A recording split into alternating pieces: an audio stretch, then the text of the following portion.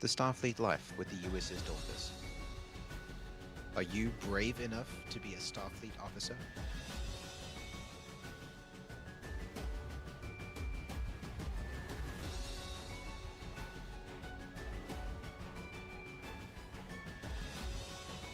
Do you have what it takes?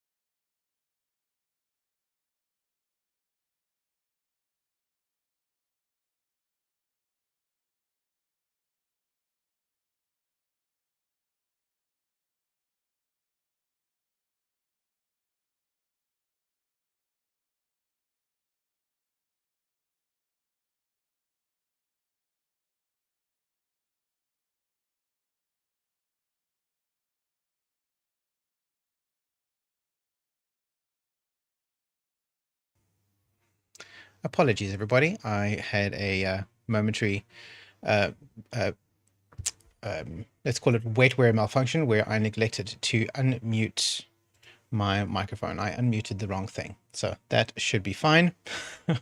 Okay, all right, let's try that again. I am Admiral Swart, Commanding Officer of the USS Dauntless, and this is the briefing with the Admiral for Stardate 25 1157.1.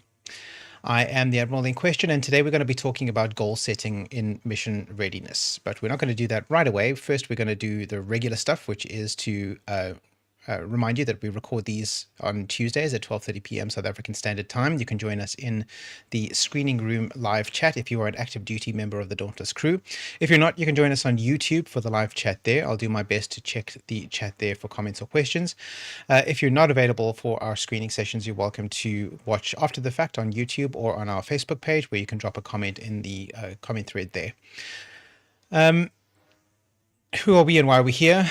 The USS Dauntless is a future-focused advocacy and action group that is at its core a Star Trek fan club. We are inspired by Gene Roddenberry's optimistic vision of the future, as depicted in the Star Trek films and television series, and we have adopted many of the stylistic elements of that fictional universe in the way that we present ourselves in honor of that inspirational vision. We are a chapter of Starfleet, the International Star Trek Fan Association Incorporated, which is the single largest organized fan-run Star Trek fan association in the world. We are the chapter that is based in Cape Town, South Africa, but most of our operations take place online, so we have members in cities all over the place. We're not limited only to Cape Town geographically. The purpose of today's briefing is goal setting in mission readiness. So there are a few ideas to unpack there before we even get onto today's topic. First of all, let's talk about mission readiness. So this is a philosophy, a doctrine that we espouse here on the USS Dauntless, which relates to the practice of ongoing self-improvement, on working a little bit every day to make yourself the best possible version of yourself, so that you are physically, mentally, and emotionally capable of meeting challenges with which you are presented in your day-to-day duties and even in your regular life.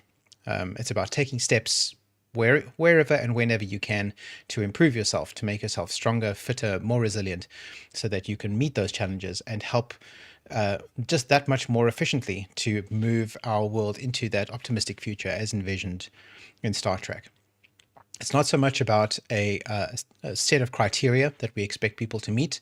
It's more about the effort of doing that a little bit every day to make yourself a better human being. And as I alluded to, there are three principal pillars of mission readiness as we envision it.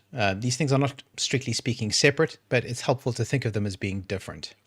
And those are physical, as in physical exercise, being physically fit, mental, as in cognitive capability, skills, that kind of thing, and emotional, which is about your emotional resilience, managing and maintaining relationships, that kind of thing. Again, those three things are three different sides of the same coin, if coins had three sides, but it is helpful to think of them as being distinct from one another, even though they feed back on each other and are really part of the same pursuit, which is mission readiness. So mission readiness is the approach. It's the ongoing process of becoming more capable of facing any challenge. And the thesis of mission readiness is that we live out mission readiness, we live out that philosophy, that doctrine, by setting deliberate, well-structured goals. So that's the thesis of today's presentation. Goal setting is how the doctrine of mission readiness becomes practice. This is how we figure out what to do and go ahead and do it. So why do goals matter? Why is it important to have goals? And we'll talk about what the different kinds of goals are as we go along. First of all, it gives you something to aim at, right? Without having clear and definitive goals about what you're pushing towards, it can feel confusing and aimless, just sort of generally working to kind of sort of make yourself kind of better in a way. While any activity arguably is good at figuring out, at working towards making yourself a better person, it's far more productive to have an objective in mind that you're planning to work towards, having a target, having something that you are walking towards, as opposed to just walking in the wilderness. Right? So goals give you direction. They give you some way to focus. They give you some way to move. And they give you a structure in which, if the goals are well designed and well decided upon, they give you a structure in which you can move towards that objective, to head in that direction. And also, ideally, if your goals are well designed, they give you a way to measure your progress so that you know how much you've done and how much more you have yet to do in order to get to your objective. I'm going to use the words goal and objective kind of interchangeably, but they can be used distinctly if you like. We'll go into more of that as we go along. Essentially, we're looking at two different kinds of goals here. So you've got your short-term goals, which are things that you're going to be working on in the foreseeable future. So 1 month, 3 months, 6 months, a year. And then you have your long-term goals, which is the overall trajectory of where you'd like to be in sort of for the rest of your life. So 5 years, 10 years, 15 years. And now, long-term goals are these big sweeping arcs of the narrative of your life, but your short-term goals are the stepping stones, the individual pieces that those long-term goals are made of. So short-term goals are what you build your long-term goals out of. And both are necessary. You do need to have both categories of goals. The short term keeps the process alive. It keeps it moving and going, maintains your momentum. And the long-term goal ensures that your progress is meaningful, that you're heading somewhere important and you're not just making arbitrary steps in any old direction. So let's talk about what constitutes an effective goal as opposed to an ineffective one. What does a goal look like when it's been properly and thoughtfully created in a way that is useful and practical? First sense is clarity. A goal needs to be clearly defined. You need to know exactly what it is that you're talking about. When we talk about physical mission readiness, this is probably the easiest sphere where that can be attained. The clarity is very objective, and you can use a lot of numbers to work through your goal setting and your goal attainment. And we've done a whole briefing video like this one on the various numbers that matter for mission readiness. And there are lots available when you're dealing with physical space. So you're talking about things like the number of minutes that it takes you to run a 5-kilometer run, or the number of reps you can do with a body weight barbell, or the number of sit-ups you can do, the number of crunches you can do, how much you weigh in kilograms, what your body fat percentage is. There are lots and lots of numbers that are available, some of which are easier to get your hands on than others, but they are available, they're out there that you can use to measure your progress. And what you can do with those numbers is you can figure out where you are now. You can know what your current weight is, what your current body fat percentage is, what your current skeletal muscle mass is, what your time to 5K is, how many steps you do in a day on average. You can find out what those numbers are now, and then you can figure out what a reasonable target might be in order to adjust those numbers in the foreseeable future. So let's say I am currently eating 15,000 kilojoules a day, which is a lot. I can anticipate that within 3 months' time, I can reduce my daily kilojoule intake on average to 13,000 kilojoules. Okay. That sounds like a reasonable goal. And that's something that's attainable. So now you're measurable. So now if you're tracking your kilojoule numbers, which is a tool that you use to do that, you can track every day to see how many kilojoules you've consumed today, and you can graph that out on a report for yourself so you can see your average. Is it going up? Is it going down? Is this remaining stationary? Are you getting towards your goal? So after 3 months, you can look and see, have I attained my goal or not? Have I still got work to do, or have I surpassed it? That kind of thing. Right, so those numbers are really, really useful in obtaining clarity, in defining and measuring your progress of your goal. When it comes to cognitive or emotional goals, that can be a lot more difficult to do simply because there aren't as many numbers available to do it, right? So you need to think more carefully about how you describe what it is that you're hoping to attain. So in the area of cognitive development, you might be interested in learning a language. So this is something that we support here on the Dauntless with our linguistics challenge, and the tool that we recognize there is Duolingo. There are other tools available, but Duolingo is a good one, arguably the best one available. And Duolingo usefully gamifies the process of language learning and introduces numbers into what would normally be a sphere where numbers are hard to do. And that concept of gamification is quite a useful one if you're hoping to try and apply numbers to the things that you're doing. Duolingo isn't the only gamified system that applies numbers to goals in your life. There are plenty of other tools out there that can help you do that. It's just the easiest one to hand. It's the one that we use here on the Dauntless. So if you can find a way to turn your sort of more or less arbitrary objectives into numbers using gamification tools like Duolingo, then that is great. That's fantastic, because then you can measure your progress, you can measure your outcome, you can set a goal for yourself of where you want to be in your Duolingo progress and work towards that. That becomes even more difficult when we get to the emotional side of mission readiness, where things can be very, very difficult to quantify, even with a gamified system. So here you're talking about trying to build up things like your emotional resilience, or building and maintaining strong relationships with other people, or getting control of things like depression or anxiety. They're the kinds of goals that you need to be thinking through are by necessity going to be less objective, and they're going to be more subjective. But you have to be honest with yourself and clear with yourself about what those objectives need to be.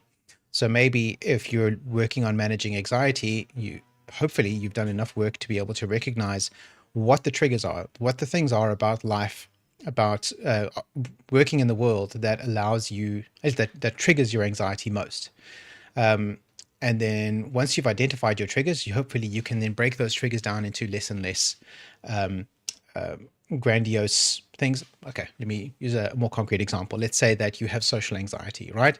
The idea of going out and socializing with people makes you very anxious, and to the point where you don't want to do it, even though you recognize that it's very useful and very important for your long-term, not only your longevity, but your emotional well-being and your relationships and your career and all those kinds of things are a hinge off the ability to go and socialize with people. You find it very difficult to actually do it.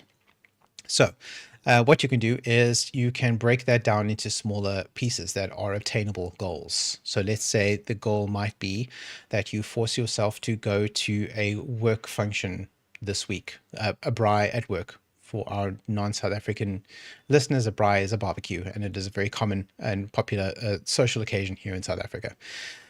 And it's quite often done in many workplaces. They'll have an after-work braai on a Friday afternoon. That's not unusual. So if you force yourself to go to the after-work braai on a Friday afternoon, even though you don't want to, even though it makes you uncomfortable, and you force yourself to spend 1 hour there, even though you are very anxious about it, you force yourself to do it anyway, that sounds like an attainable goal. And maybe it's something that you can't do this week. But maybe if you psych yourself up for long enough and you get yourself ready, you can do it next week. Or maybe you can't do a full hour. Maybe you force yourself to do 20 minutes first, and then next week you do 30 minutes, and next week you do 45, and so on.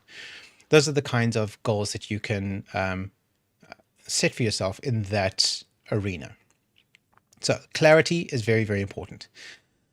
And I already hinted at the second aspect of effective goals, which is scalability. So typically when we talk about scalability, we talk about making things bigger, but when it comes to goals, you want to be able to make things smaller. So you know what it is you want to attain. You can visualize the outcome that you're hoping to get to eventually, but often you can't get there in one step, right? So you need to be able to figure out what the other smaller steps that you'll need to take in order to get to that big one step. And then you can start to define and clarify what those individual steps are. So you're scaling that goal down into smaller, more manageable steps. And maybe once you take a look at some of those smaller steps that you defined, you realize, oh wait, this is still too big. I need to break that down into even smaller steps. That's fine. That's part of the scalability process. Each step along the way needs to be attainable within a foreseeable amount of time, and something that you know you can achieve, even if it's difficult, but something that is within reach. The next thing about effective goals is the concept of alignment. So it's easy to come up with small step goals that sound useful in the overall scheme of things. Something like hitting 10,000 steps is a worthy goal. But it needs to be something that is aligned and connected to your long-term goals. So coming up with arbitrary little short-term goals like 10,000 steps a day sounds useful, but unless it's contributing towards a larger long-term goal, it's kind of an orphan statistic. It's out there on its own, and it's not really helping with the rest of the thing. If your long-term goal, for example, is to become to develop your cardiovascular fitness to the point where you can run a 5K run in under 30 minutes, right? 10,000 steps a day is a good first step towards attaining that goal. Or maybe it's not the first step. Maybe it's the next step or the step after that, depending on what your current fitness journey is. Everybody's on a different level in our fitness journey, but that might be a useful step in heading towards that direction. But if it's not aligned with that long-term goal, then you get to your 10,000 steps a day, and now you're asking yourself, well, now what? Okay, I've achieved that goal, and then so we need to make sure that it's all aligned within a greater purpose, and that greater purpose is your long-term goals, your big objectives. And that links to the next aspect, which is the trajectory. So your goals should always be moving you forward, bearing in mind that there's no finished state, right? So even once you've attained your long-term goals, that in itself is not the end of the process. That just means it's time to start working on the next long-term goal, right? But your short-term goals need to be pointing you in that direction. It doesn't help if they're pointing off in sideways directions or backwards, or if this goal is sabotaging that goal. All of those things need to be moving in the same overall direction. Sabotage is a strong word. Sometimes you have to make trade-offs. There's only so much time, so only so much energy, only so much cognitive resources that you have available at any given moment to spend on your various different goals. And sometimes you're going to have to decide to prioritize this goal over that goal. And that means that this goal is going to suffer because it's not getting all the time and attention that this goal is getting. And that's okay. As long as you're planning to get back to this one when the time comes, then that's okay. So making sacrifices and making decisions and prioritizing goals over each other isn't the same as sabotaging. But when you're working on this goal and your progress here is actively breaking this goal over here, that's not useful. That's not alignment, and that's hampering your overall progress towards your long-term goals.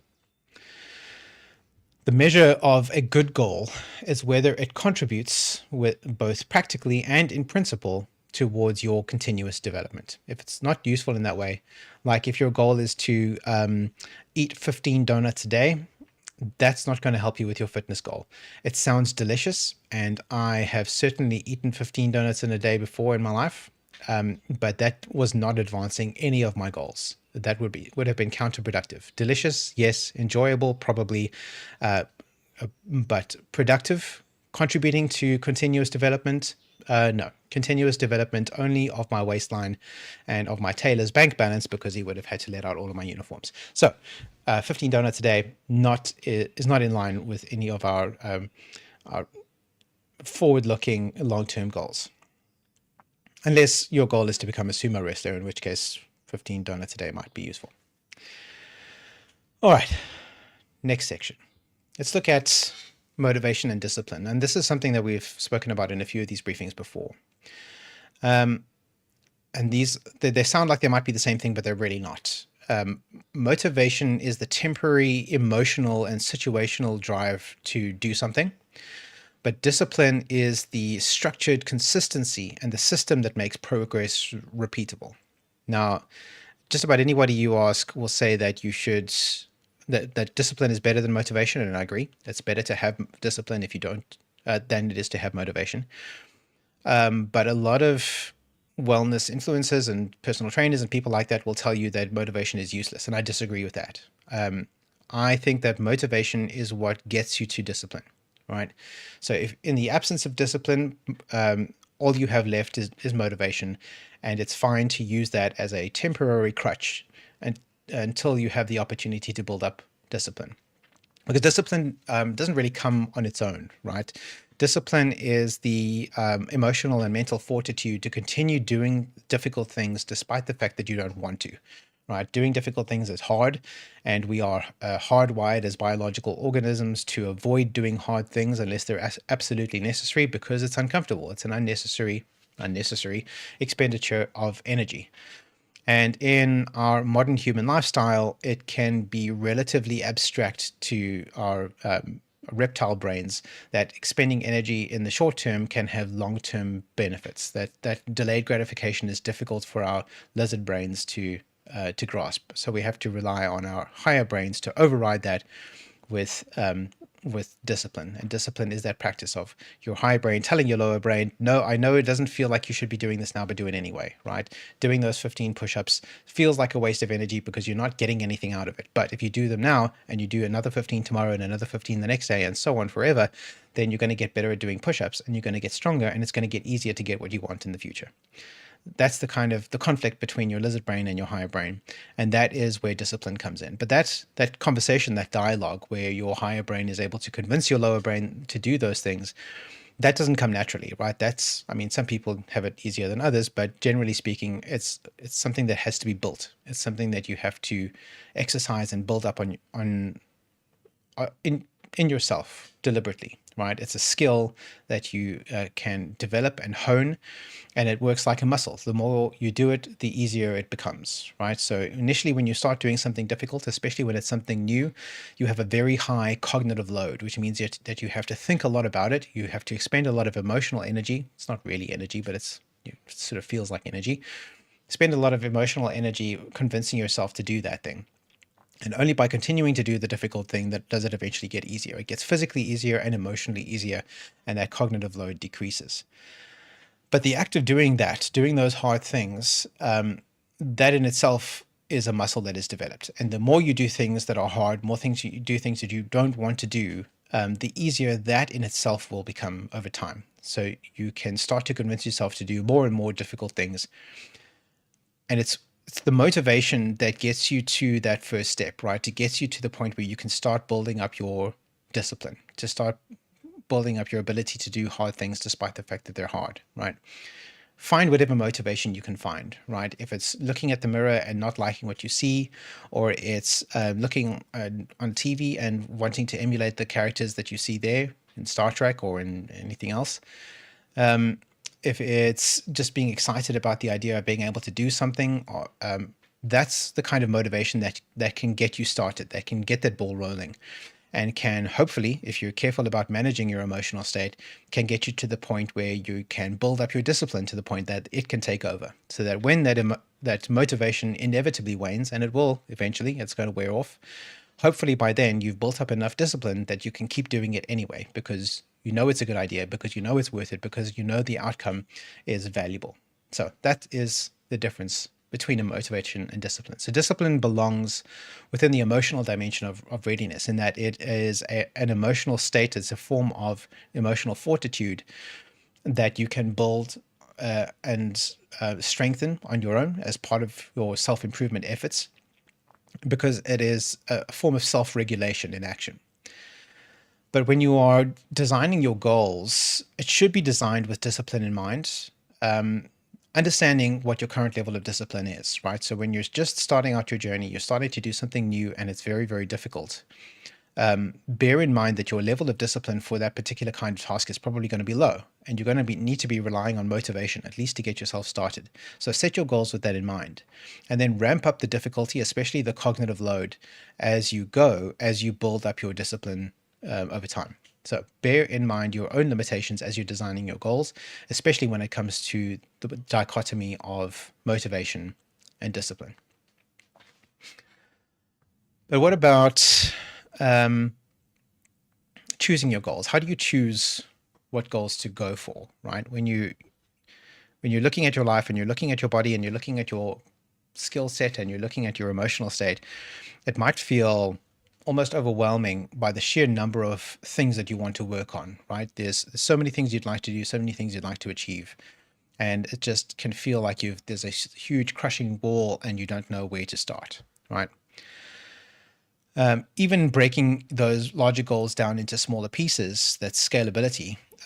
Even that can be difficult if you don't know which direction is the right way to go, right? So how do you decide which way is optimal, which way is best? Perhaps you've got two different goals that are then not necessarily mutually exclusive, but if you're spending time on one, you know you're not going to be able to spend time on another. How do you know which one is the one that you should focus on? And I see three different methodologies for doing this, for deciding what your goals could be. And they're not necessarily mutually exclusive. You can, any given set of goals could apply to all three methodologies, but I think there are three different ways of thinking about this. First one is what they call low-hanging fruit. And that is to pursue the easiest attainable goals first, build confidence and momentum. Now, I know it's kind of a cliche, and we talk about low-hanging fruit like it's a bad thing, but I don't think it is a bad thing. I think it's perfectly reasonable to knock out the easily obtainable goals first, because that can help you to motivate yourself, to build that discipline, to get more difficult goals later, right? So you get the easy ones first. So the metaphor comes from the idea of a fruit tree, and there are fruit all over the tree, and you want to get the fruit that are hanging at the bottom of the tree, because those are the ones that are easiest to reach before you have to start climbing up the tree to get to the ones that are more and more difficult.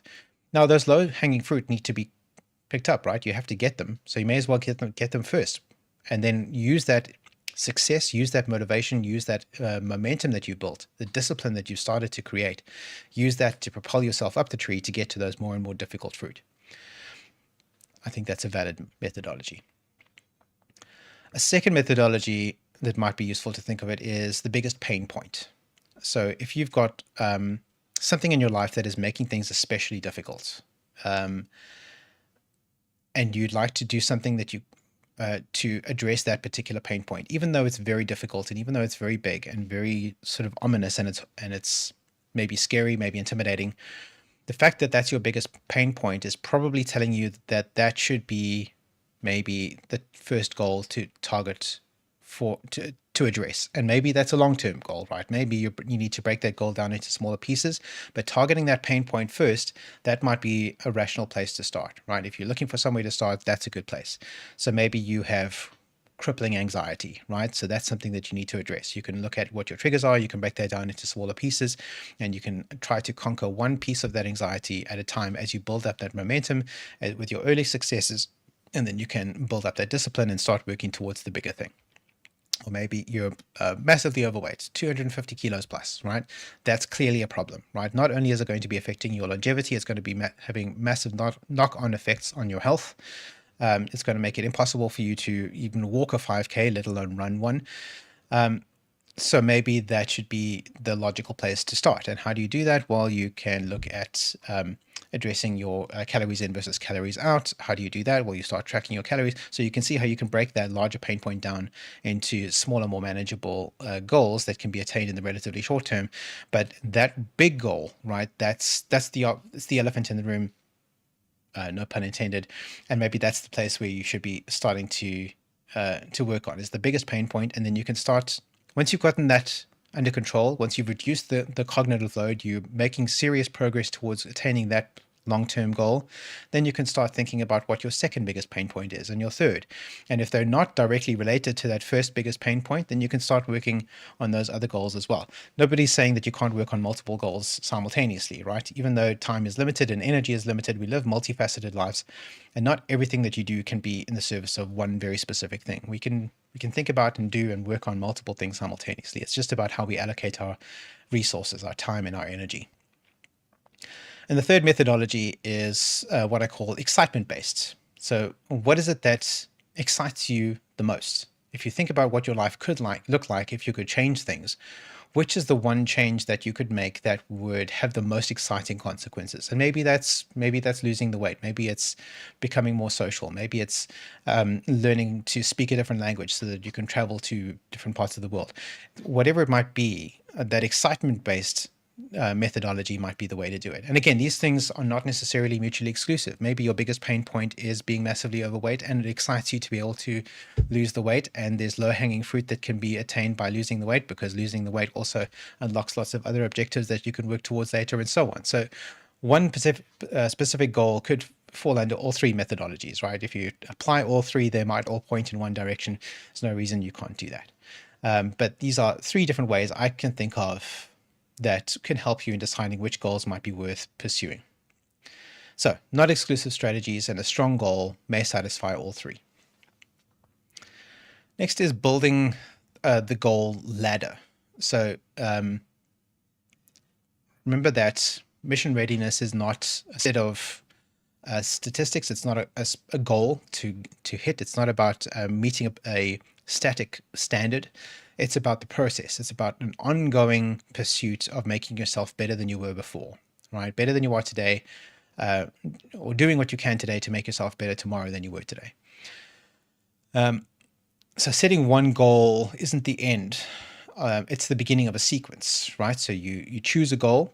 You can use any of those methodologies to choose your goal. You design the goal correctly. You break it down into its achievable short-term steps, and you start working through those steps. You use your motivation at first, and then you build up your discipline and reduce your cognitive load, and you start getting some momentum. And then you align those steps with your broader trajectory of self-improvement. You make sure that everything's pointing in the right direction. But then each goal, whether that's a small goal or a major goal, a long-term objective, it unlocks the capacity for the next goal, right? So maybe you've lost 50 kilos. Now that unlocks all kinds of extra things that you can do, because now your physical capabilities are massively improved, right? You now have some cardio fitness. You can start lifting weights. You can start getting up and moving around. You can start rock climbing or dancing or doing martial arts or whatever, things that you couldn't do 50 kilograms ago, right? So now that gives you new options, new opportunities for extra goals that you can start to consider and start adding to your overall trajectory. So completing the goal doesn't complete the process. That is just the next step. It unlocks the next tier of goals that you can start thinking about and working towards and building on. So the doctrine of mission readiness is lived through this iterative cycle. So choose, act, refine, and advance, right? We're always working towards the next step, always working to improve. There's no final standard. There's no final form. We're getting better and better every single day. Next is integration across dimensions. And I'm not talking about across parallel universes or across space-time, but the different dimensions of mission readiness. So the three different dimensions: physical, cognitive, and emotional, right? Because again, even though we think of these things as being distinct from one another, there are three different legs of the same table, right? Progress in one of these arenas unlocks benefits in the other, right? So your physical strength, let's say your cardiovascular fitness, improves blood flow to the brain, which can help improve your cognitive abilities, right? It improves your focus, it improves your memory retention, it improves your ability to absorb and process new information, makes your brain work more efficiently. So now your cognitive ability is improved, but that also increases blood flow to your endocrine system. And what happens in your endocrine system is neurotransmitters, and neurotransmitters not only improve your cognitive capabilities, but also your emotional capabilities, right? You're able to do things like regulate your cortisol, your stress hormones. You're able to produce pleasure hormones more regularly. So like your endorphins, things like that. You're able to regulate those kinds of neurotransmitters in yourself so that your mental state improves, right? It helps you to regulate your anxiety response, regulate things like depression, regulate aggression, that kind of thing. All of those things start to become within a more reasonable frame, and that all of that is just from focusing on one of those legs, and that's physical, right? So if you're simultaneously focusing on your emotional state and your cognitive state at the same time, then that will have knock-on effects across all three pillars, which is why I say that they are really just three different legs of the same table, three sides of the same coin. They're part of the same thing, so they are interdependent. Progress in one dimension strengthens the other two. And mission readiness therefore emerges as a holistic process of continuous development in every aspect of your life. So this is not just with regards to being a Starfleet officer. This is in your cover job career, in your family life, in your personal relationships, everything. Everything is improved by you becoming a better person. And mission readiness is the doctrine that helps to move you in that direction. So before we get to the questions, and I see we've got at least one waiting there, let us conclude. Let's wrap up what we've spoken about. So mission readiness is not a destination. It's not a static state that we're aiming towards. It's about the continuous striving and improvement within ourselves to set goals and attain them, and set goals and attain them forever, for the rest of our lives, every single day, day after day. Goals are the tools by which this philosophy becomes actionable. They are the rungs on the ladder that leads to the top, right? And of course, there is no top. We just keep on climbing the ladder. It's an infinite ladder, and the view just gets better the higher up you go. Motivation starts the process, right? It's the starter motor that revs up the engine of your vehicle, right? Discipline is what sustains it, though. You can't run your car with only the starter motor. It's not going to get you very far. You need to have that engine fired up so that you can keep on going. So here is my call to action. Here's my recommendation to everybody listening. Choose one goal this week, one that you're not already pursuing. Make it clear and make it achievable. Make it part of your continuous development, and then take the first step in pursuit of that goal. All right. Questions, comments, let's see. All right, going back to the beginning. That's not the beginning, that is a lizard. Okay, as much as I enjoy lizards, that's not a question. Good. I'm seeing some Gorn. All right, here we go. Here's one from Colonel Hubert. How do you deal with the setbacks when you're trying to get to your goals, like unforeseen circumstances? Because despite our best efforts, we can't be prepared for everything. Right, interesting. Okay, yes.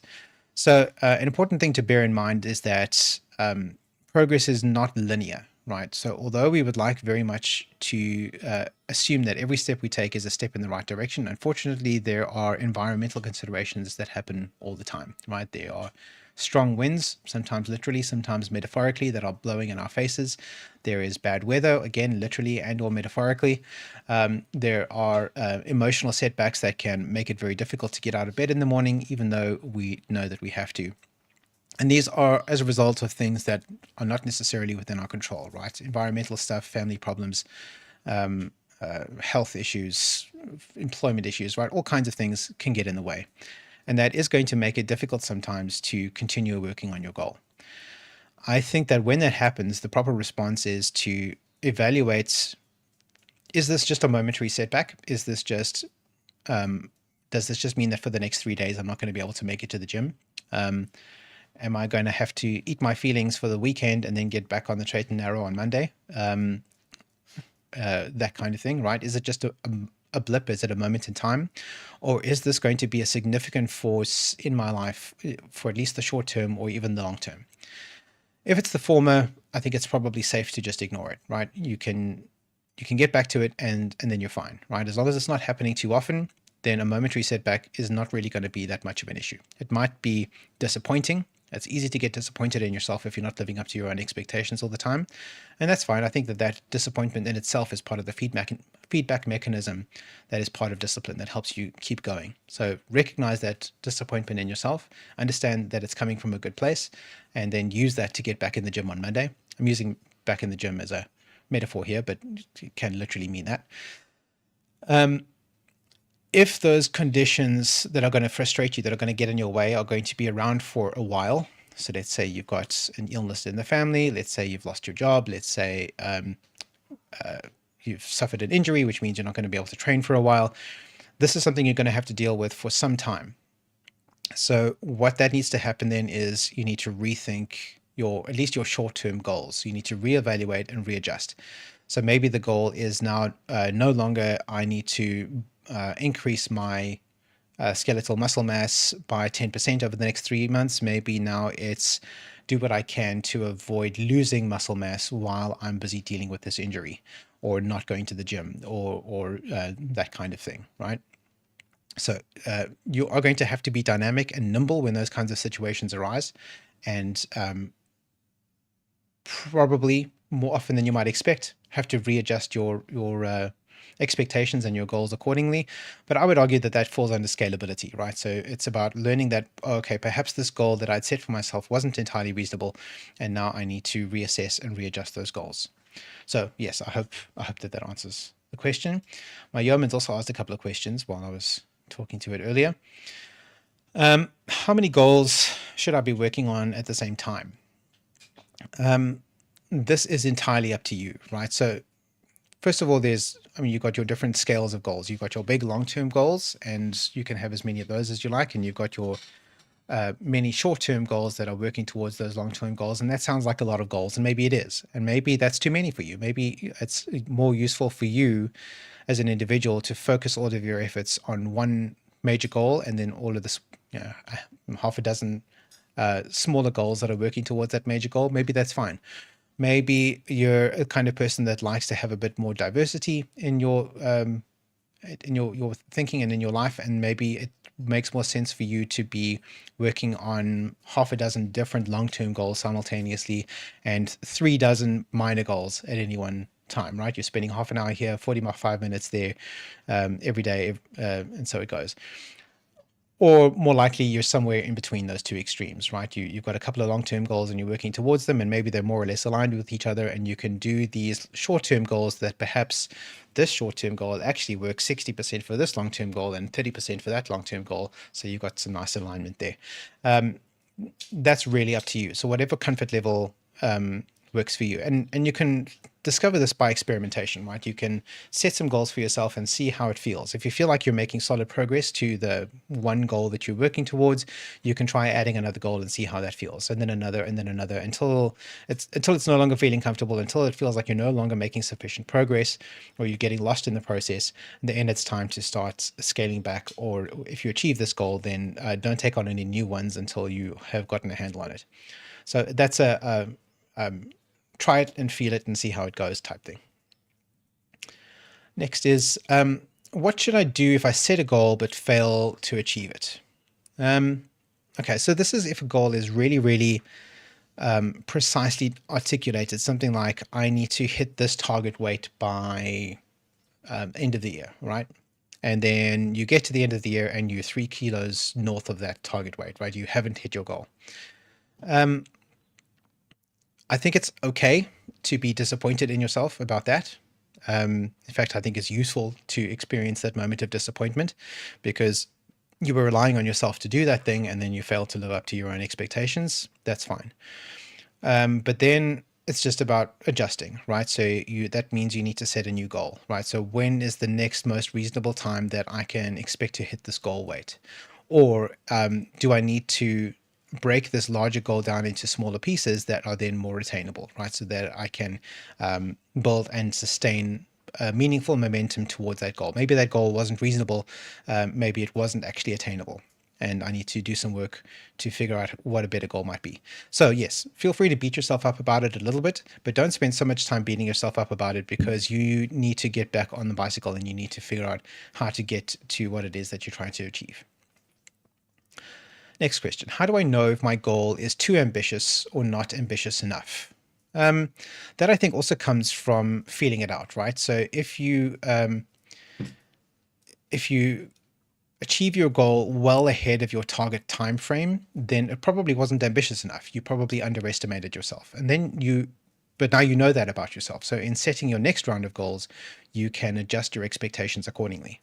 Or again, if you fail to attain your goal, let's say you don't hit your target weight in the expected window, perhaps you overestimated your capabilities, right? Perhaps you underestimated the difficulty involved in doing that.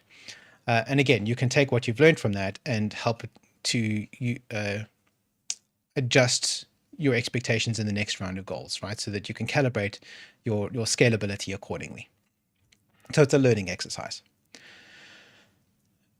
Which dimension should I prioritize first? Physical, cognitive, or emotional?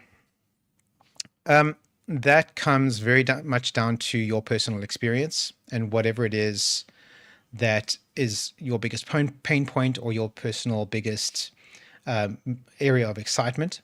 I would argue, excuse me, let me take a sip of my beverage. I would argue that the physical side of things is probably the easiest place to start, because it creates a sense of, firstly, measurable momentum, so you can easily measure the progress that you're making, and because it has such direct knock-on effects that will help to shore up both your cognitive and emotional development. So all three are working together, but if you're going to focus on one, I would argue that physical is the side to focus on first, and then use your skills and your momentum and your successes in the physical realm to help bolster your emotional and cognitive successes. But again, it all boils down to what your goals are, right? What your objectives are. Next question, how do I keep myself disciplined if motivation disappears completely?